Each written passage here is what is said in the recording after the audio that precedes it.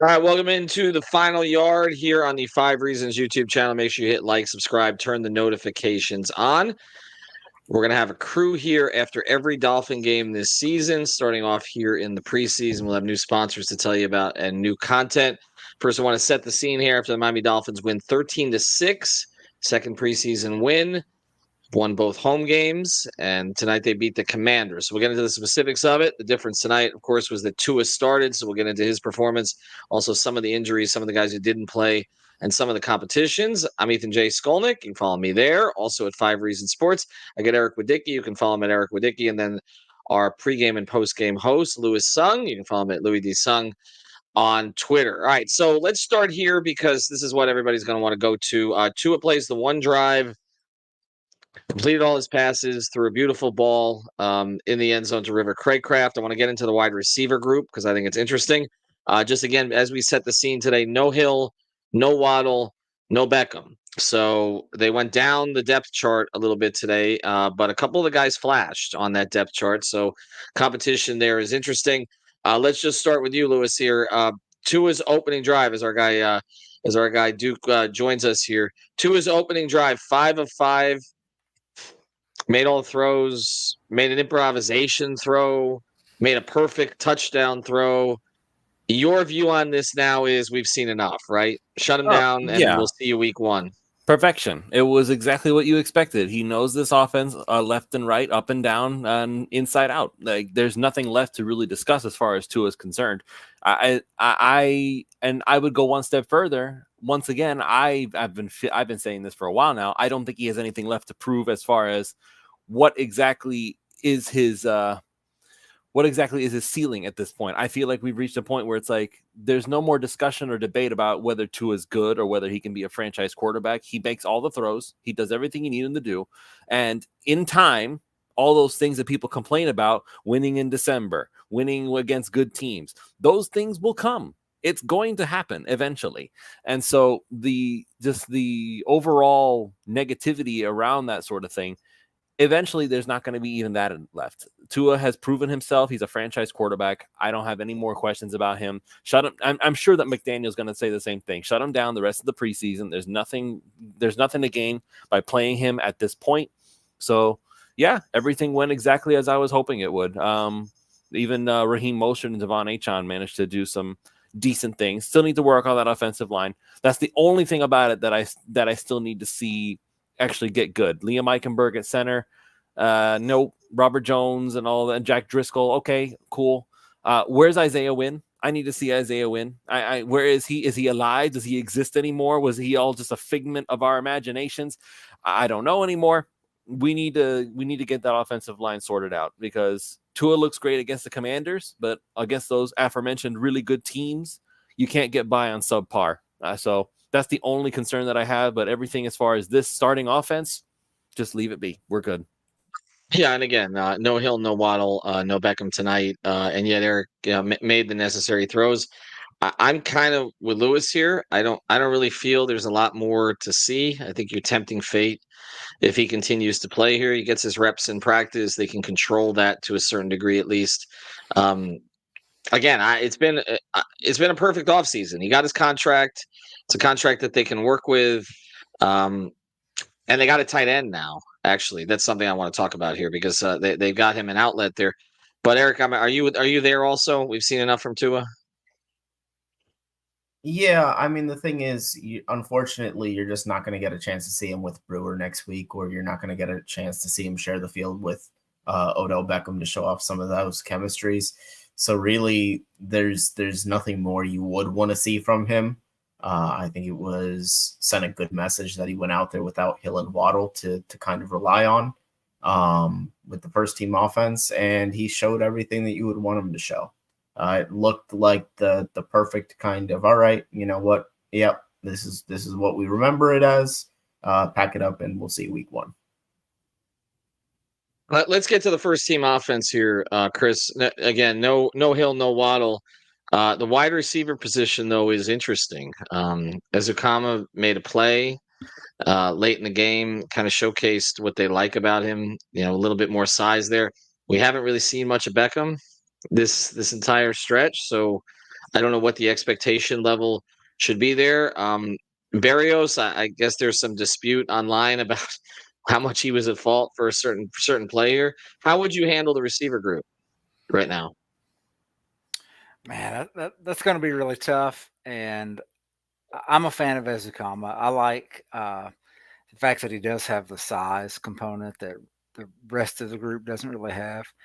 And I think just from the way I would be reading this and looking at the preseason is they're giving Malik Washington every opportunity to basically get them out of Berrios' contract. I think that's what they're looking at. Is I don't think, and I will say I think the ball was tipped. It looked like it was.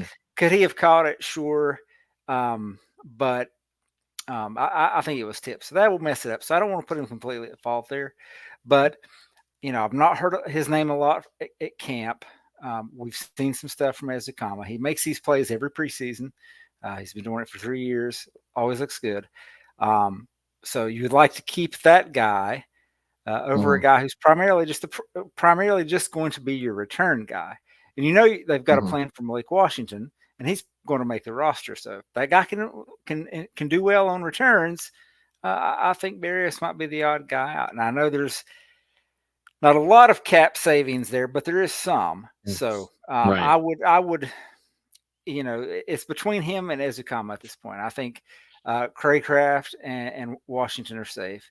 And the only way they keep the other two is if Odell Beckham stays on the pup for the first few weeks. Yeah, it does feel like they take the 6, and they have an investment in Ezukama that you figure they want to at least see if it leads to anything. Let's stay on the offensive side here, the running back position. Chris Brooks, we were talking about this before the show, had a big run, but also appears to have hurt neck, collarbone, something along those lines. And the Jalen Wright didn't play today, as Lewis mentioned. Achane and Mostert did play today early. It was a deep room to begin with. I don't know necessarily, Louis, I don't know necessarily that Chris Brooks was a shoo-in to make the roster anyway. I feel like the kids just got bad luck at this stage. I mean, I don't know. If there's one position that I don't think there could be concern if there's an injury to someone, it's that position. It just feels like that's the deepest room on the team. I mean, any concerns there about him being out or losing the possibility of what happens with him?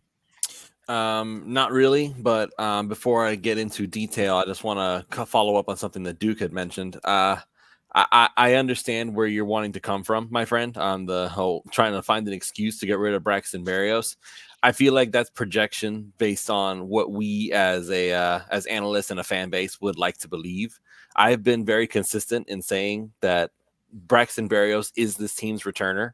No one is taking it away from him, no matter how much we may want to, no matter how much Malik Washington shows that he deserves the job as a returner.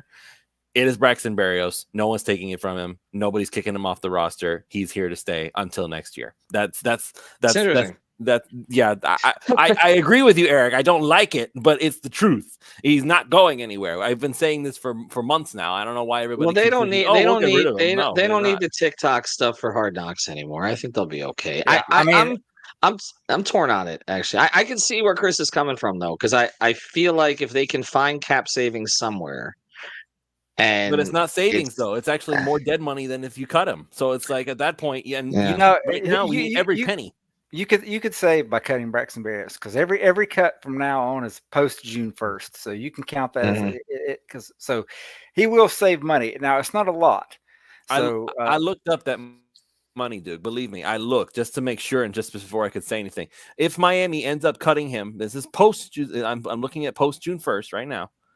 So if you cut Braxton Berrios right now, post June 1st, you get 1.2 million in dead cap and less than $1 million in savings. So that's a net loss by cutting Berrios. It doesn't help them. Well, that's not a net loss. The dead money's less than the cap hit. So you're saving that money. Now again, it's not a huge savings, but the point is that's all he is the return guy. I mean, he's wide receiver 6 at this point. I mean, he's been passed by Craycraft. He's probably going to be passed. He definitely is going to be passed by Odell Beckham. And if Ezukama keeps playing, he's going to be passed by Ezukama. So it's basically him and Malik Washington, and you're not getting rid of Malik Washington. And are you going to keep 7 wide receivers, particularly when you've got a lot of talent on the defensive side that you want to keep? So, I mean, there's several defensive backs that will be on a roster somewhere, just not Miami because of the numbers game. And I would rather keep for you. I would rather keep one of those guys than a $2 million returner. I have a hot take for you. Okay. Not only does Malik Washington not only is he not showing enough to actually make the roster right now. If the Dolphins did cut him, I would go as far as to say he hasn't even shown enough for someone to poach him. He will end up on the practice squad. Because be objective. Aside from training camp, which some people say reports nice things, and then you have other reports that saying Washington just drops a lot of passes, and we're seeing what he's doing now. He hasn't done a lot in actual preseason action aside from some returns, which have been, okay, but nothing crazy. He's dropped passes. He has not performed to the standard that we are expecting from this highly touted steal that Miami got in the draft.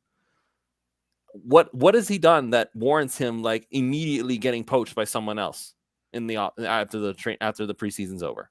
Nothing. Well, we thought the same thing about Eric Ezukanma. We thought for sure that Eric Ezukanma would get swiped by somebody, and guess what? He's still here. He's still here. And so, in fact, he's never been released, though. And the question I would pose back to you is: Malik Washington may not have shown all that. What has Braxton Berrios shown? I agree with you.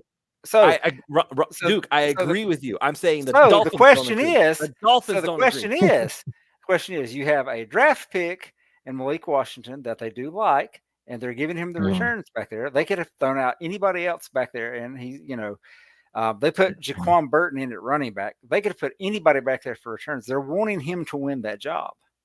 So I don't think he gets. You don't subject him to waivers if you've got a plan for him, particularly for a guy like Berrios, who's not going to be here next year. Malik Washington will be here next year. So again, I mean, I really don't think it's between Washington and Berrios. I think it's between Ezukanma and Berrios, because Berrios is, for the most part, been in camp, and Ezukanma has just started back. But you see the playmaking on the offensive side that you don't see from Berrios. And the size, which is the other thing. All right, so we'll see who's right on this. We're going to revisit this after the third preseason game and see where this is. All right, let's switch over, Eric, to the offensive line here. I know this is a much more positive topic, or maybe not. Yeah. Look, the rookie's going to make some mistakes. This one, didn't play out all that well. And of course, we've talked about Eichenberg, who's basically, I guess he's at the center right now. It's not something anybody really wants to see.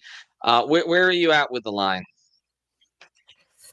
I'm in a worse place with it now that you're looking at Harlow and Keon Smith, who they just lost, more depth being lost along the line.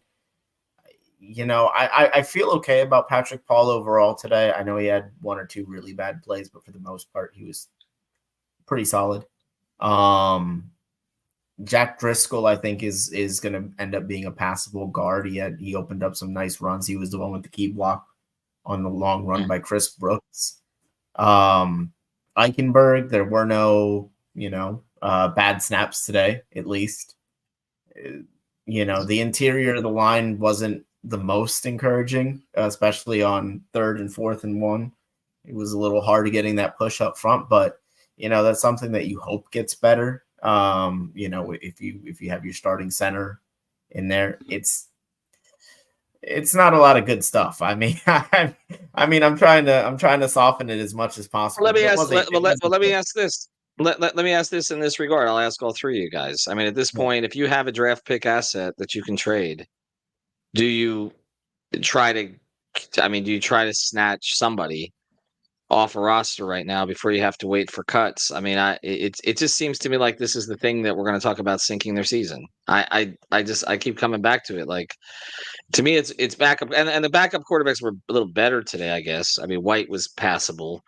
Although it's interesting, Skylar Thompson, he enters first now, like ahead of White. Like, is he passed, Why? Like I'm going to Paris Stevens here. Like I'm curious who the number 2 actually is at this stage, but it just feels to me like offensive line and backup quarterback, and those two things are aligned because if the offensive line's not good, then they're going to have to end up going to the backup quarterback at some point. Chris, would you trade like a 5th-round pick to go get a serviceable swing tackle, somebody, okay, or even an upgrade on the interior, just so you have more depth there, playable NFL player?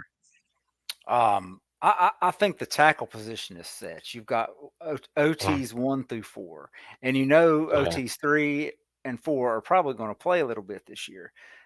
So I think you're fine there. It's the interior that's the issue. I think Robert Jones, from most accounts, has been fine in camp. It would really be good to get Aaron Brewer back. I'm hoping his injury is not significant. To what we were discussing just a few minutes ago about Berrios, it seems to be that's the Liam Eichenberg thing, is that guy's sticking around, and you want him to do good. But I saw at least 2 times tonight he was on the ground, and that's the touchdown pass to Craycraft. He ended up on the ground. The other 4 offensive linemen were on their feet, and he was on the ground. So they see something there. I don't know, but to answer your question, I would absolutely use a draft pick to go out and get someone. Now, offensive line, in my opinion, is kind of down across the league. So if there's there's not going to be a good guy, and I see these on the Facebook groups all the time. They're like, "We need to go get an offensive line. We need to go get an offensive line." I'm like, "Who are you going to get?" The only big name that I could possibly see that the Dolphins could go and get, and this is not now, this will be like a mid-season addition, would be somebody like Zach Martin. If the Cowboys are like 3-6 or something and out of the way, and they're not competing, and they're going to have a lot of questions salary-wise. They've got to pay Prescott, they've got to pay Lamb, they've got to pay Parsons, and he's an older guard. So if they go on a fire sale, and I'm Miami, I'm calling him up and I'm offering him something to get Zach Martin. That's the best guy you're going to get at that point. Right now, you're going to get more kind of just guys. So if there's a guy out there that you like, that you've seen from tape from other teams, and you think that guy can help you now, I would absolutely send a pick to go get it. Chances are he's probably going to be better than what you'd spend the pick on next year anyway. Right. So go do it. Well, and you can't wait at this point because, and with Paris Stevens is saying wait for cuts. I mean, maybe you wait for cuts, but you can't wait till next year. Like I keep saying, like this team cannot afford having a depth issue at a critical position that gets their quarterback hurt. They just can't. I would say, as far as next year goes, if you're looking for significant upgrades, it's going to be next year. It's going to be in the draft. Right now, you're looking for just Band-Aid, some Flex Seal and slap on that. But you see the meme all the time. But that's kind of what you're hoping for at this point. You're kind of you're either set with what you got, or you're hoping to find something that somebody else is willing to throw away, and I don't know who that would be. All right, Lewis, let's switch over to the defense now. Because again, there were some parts. Phillips didn't play, but we saw Mo Kamara pop on a play. That's a pick that I really liked at the time. It looks like that one may end up panning out. Quentin Bell is kind of not really showing a whole lot now after he was kind of the early star of camp. Let's go to the front 7. To start with, I mean, they didn't give up a touchdown, right? I mean, they won the game 13-6 overall. Where are you at with their front 7 again, with not everybody healthy at this point? I mean, Phillips didn't play, Chubb's not back, but it looks like they've adapted to the scheme pretty well. Yeah, unfortunately, it looks like Quentin Bell has fallen off a cliff since he was made the highlight. Once he got the spotlight on him, he just disappeared. So I don't know what happened there. As far as the rest of it, Mo Kamara, he was not credited with a sack, which is unfortunate because it looked like he got one. Neville Gallimore got himself a sack. I don't know why that one counted, the other one didn't, but that's besides the point. Isaiah Mack got credited with a sack. Channing Tindall got half a sack. So there was plenty of stuff going on the defensive side. Gallimore, in particular, I feel like he's going to be a big part of that defensive tackle rotation. I understand that Calais Campbell is being looked at as the de facto starter, and I understand why. He's got a reputation, and in spite of his age, he can still play extremely well. So give credit to him. He's remarkably in shape. Emmanuel Ogbah didn't do a whole lot today, but he was in the game briefly. Understandable. Brandon Peely got himself a sack. I'm actually very impressed with the fact that he was able to do that. It's very. I don't want to say that it's justification for not keeping Christian Wilkins. I mean, him and Zach Sealer together will always be the best duo that we've had since the days of Daryl Gardner and soon to be Ring of Honor Tim Bowens. But the rotation that Miami has at their disposal now, they're going to have to cut somebody who is unlikely to make it back because they have so many different pieces right now. And that's not even counting. I mean, Tier Tart left the team. They cut him and they decided because I guess creative differences. That's what we're going to call it here and right now. And he landed with the Chargers immediately. Basically. Right. Well, that's the thing. They have a lot of pretty good players. It looks like they don't have a Wilkins, but they got a lot of pretty good players where they patched it pretty well. I want to go to the back end here though, because we have a coordinator change, and then all of a sudden Cam Smith's in today making a play. So I'll Eric, go to you first on this, Eric. Like, was that a Fangio problem, you think? Or I mean, because I you don't want to give up on a second round pick this quickly, and all the talk's been about Ethan Bonner and Cam. I mean, the thing about Cam Smith is I don't ever think it's been about his ability. At least it hasn't looked that way to me. Obviously, the Fangio thing, I think that very much was a Fangio decided this guy's going to be in my doghouse, and it just didn't change all year long. Really felt like that since that one busted coverage last year in the preseason. He was just persona non grata on the defense. But it's always been about availability and less about ability for Cam Smith. Last year, he shined all the way throughout camp. This year, it's been a little bit more of a quiet camp when he's been on the practice field, but nobody's, we'd be hearing about him getting burned if that was the case too. And he looked pretty good when he was available today. Obviously got by Terry McLaurin once or twice, but that's Terry McLaurin. Right. So, I don't think it's a Cam Smith thing. I think it's been a Vic Fangio thing. And I hope he gets the opportunity to show what he can do this year if health permits. Chris, what's the biggest issue on the defense you think right now? Because it's played pretty well, even with parts in and out, it seems like. What's your biggest concern? I'm going to go with health. Just we saw Cam Smith leave tonight, and I saw tweets that he had an ice pack on his leg. So hopefully it's nothing significant. And to Eric's point of availability being an issue, we've already had Poyer miss time in camp, and I know it's a thumb issue, so it's not anything significant. Javon Holland got that scare the first day of camp. I think it's going to be health. I mean, I think, and this is going to be the homer coming out in me, but I think this defense has the opportunity to be something special. Just from what I've seen, I think the guys up front are playing with their hair on fire. Neville Gallimore looks like a guy who's glad to be leaving Dallas. He's playing like a madman. They're still good against the run. I know they gave up the big run to the quarterback on the second or third drive, but other than that, they were pretty tough against the run. They played a lot of off coverage tonight, so it wasn't anything significant. We've seen them making plays. Then David Long, of course, I think his hand maybe got hurt tonight. I didn't really see it. The NFL, I watched it on NFL Plus, and their rewind system is not good like it is for like YouTube TV or something. So it's kind of hard to go back and watch things in the moment. But that's my biggest concern. Will just be if this defense can stay healthy and can get healthy with guys like Chubb and Phillips getting back to 100%. There's no reason why this can't be a top 5 defense in the NFL. The talent is there.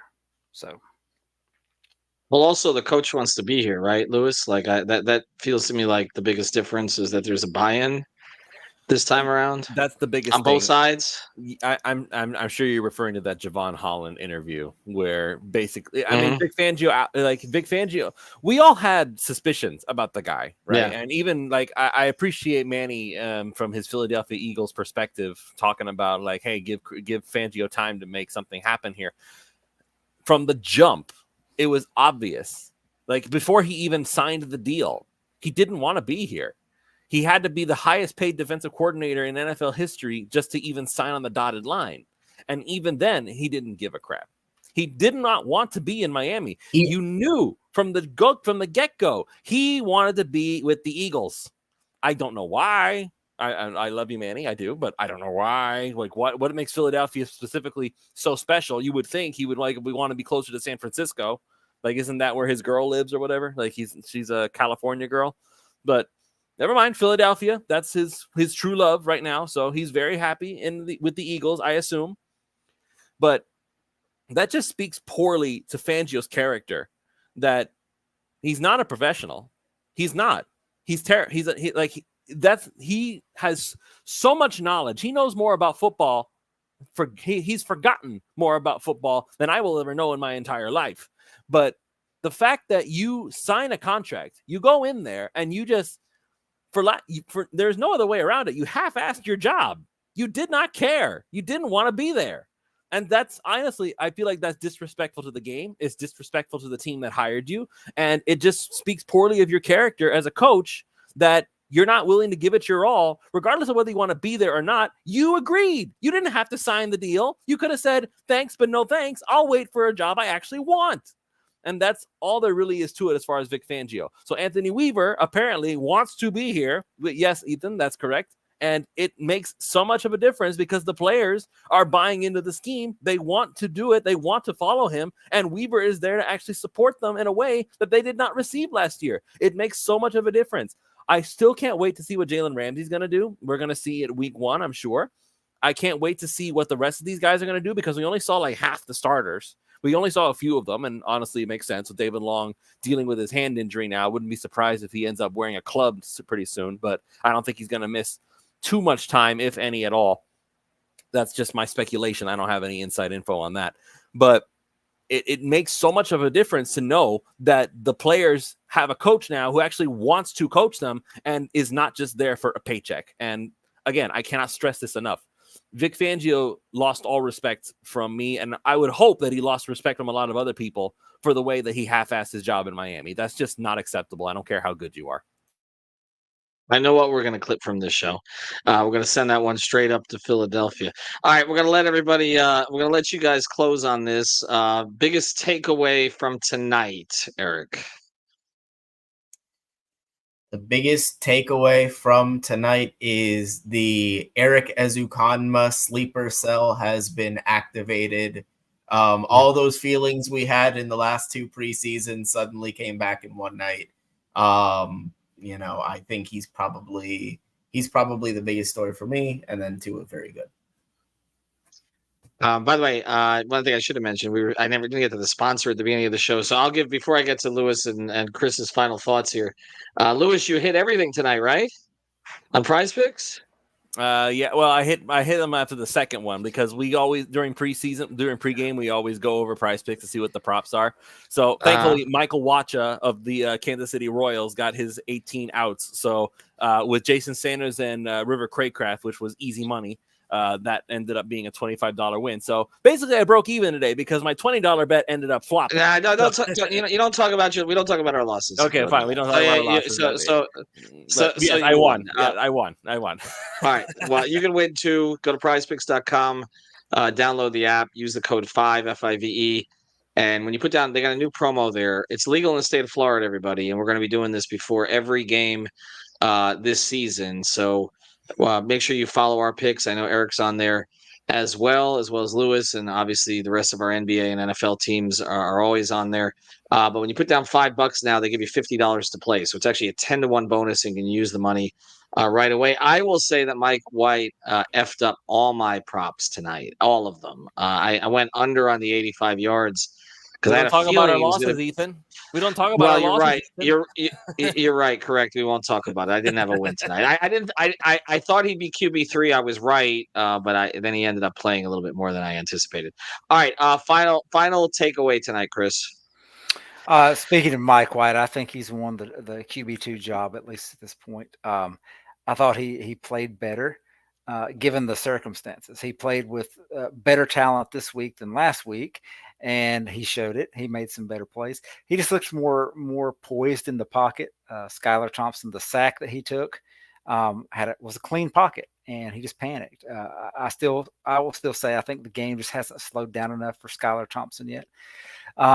So I don't know what it looks like in camp, but I would say that he is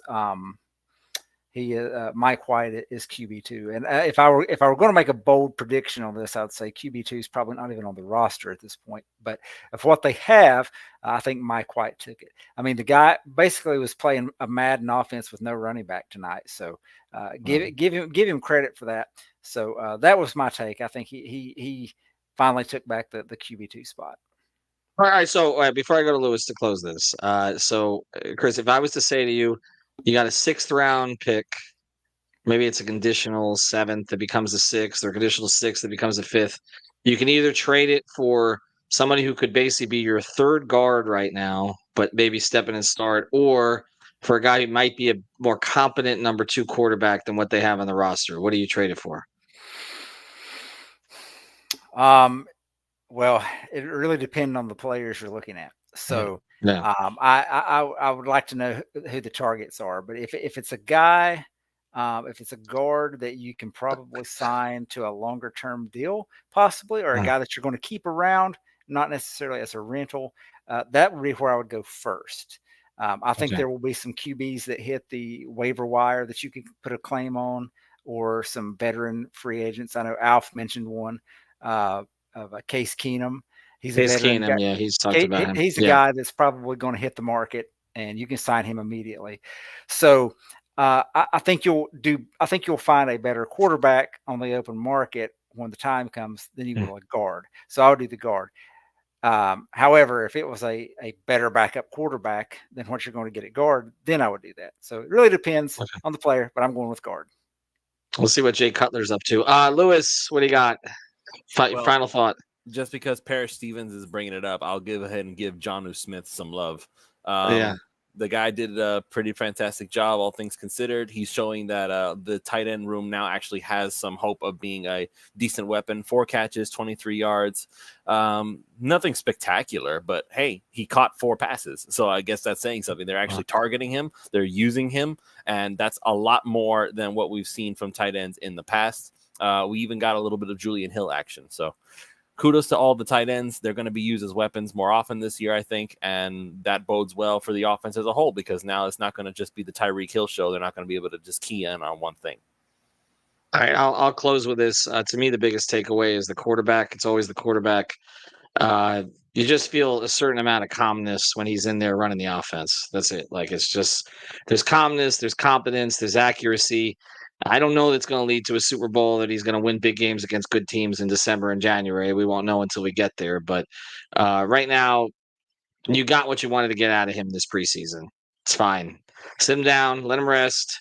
I mean, he'll do the work behind the scenes, but they're in good hands there, I think. And to me, that's if that's not the case, nothing else matters. So the object should be protect him, to keep him on the damn field. If they do that, they got a chance to be an explosive offense this year. And obviously the defense looks, and I agree, it looks much improved just because it looks organized and motivated. Then that was not the case at times last year. I want to thank Duke. I want to thank Eric. I want to thank Lewis. Follow all their work going forward. Again, we'll be here for the preseason and then the regular season as well. Sign up for Prize Picks. Use the code 5. Have a good one. Paris, thanks for all the comments. We appreciate anybody pops in here. We appreciate. We'll post your comments as we go. Have a good one.